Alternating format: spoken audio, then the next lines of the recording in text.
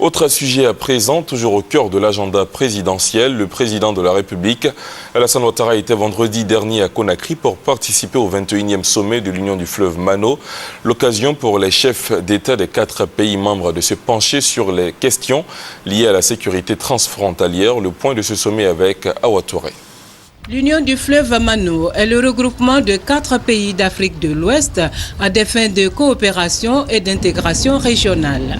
Créée en 1973 entre le Libéria et la Sierra Leone, l'Union va s'élargir à la Guinée en 1980 et à la Côte d'Ivoire en 2008.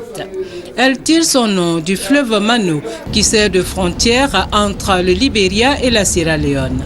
La Côte d'Ivoire, qui n'est pas traversée par ce fleuve, a adhéré à cette organisation pour des raisons stratégiques. L'Union du fleuve Mano, à cet égard, est un espace de solidarité et on le constate bien, c'est le rendez-vous du donner et du recevoir.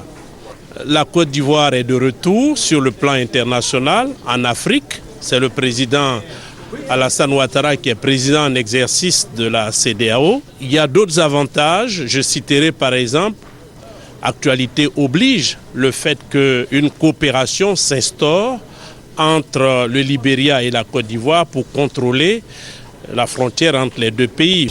Les 4 chefs d'État de l'organisation sous-régionale se sont donc retrouvés le vendredi 15 juin en Guinée pour faire un état des lieux. Arrivé le jour même à Conakry, le président de la République Alassane Ouattara a été accueilli par son homologue guinéen, le professeur Alpha Condé. Dans l'espace Mano, nous avons des liens solides, historiques, particuliers.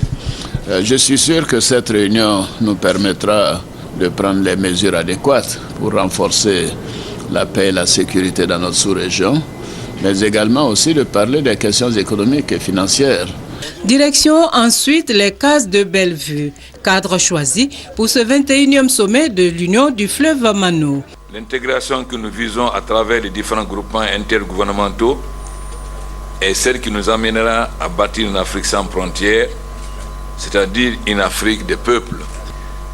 Ce sommet de notre union fait suite à plusieurs autres, dont celui que nous avons tenu à Monrovia en juillet 2011. Chacun de ces sommets a marqué un pas de plus vers la réalisation de nos objectifs. Les présidents de la Sierra Leone, Ernest Bai Koroma, et du Libéria, Ellen Johnson Sirleaf, présidente de l'Union du fleuve Mano, ont pour leur part apprécié les efforts fournis pour promouvoir l'intégration et souhaité que les défis de la sécurité et de la stabilité soient relevés pour le bonheur des populations de l'Union.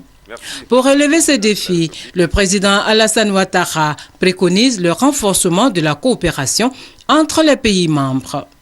Nous devons avoir néanmoins à l'esprit qu'une intégration réussie passe nécessairement par les solutions idoines que nous saurons apporter aux questions essentielles de sécurité et de paix dans nos États. Ces questions revêtent une importance capitale en raison de la circulation des armes légères, de la perméabilité de nos frontières et des attaques perpétrées par moments en toute impunité. Pour éviter que nos efforts ne soient réduits à néant en matière de sécurité, une coopération renforcée entre nos États s'impose plus que jamais et doit s'étendre à tous les États membres de la CEDEAO. Les chefs d'État se sont ensuite retrouvés pour une séance de travail à huis clos. À l'issue de cette réunion, les présidents guinéens Alpha Condé, sierra-léonais Ernest Bai Koroma, libérien Ellen Johnson Sirleaf et ivoirien Alassane Ouattara se sont engagés à renforcer les dispositifs de sécurité transfrontalière.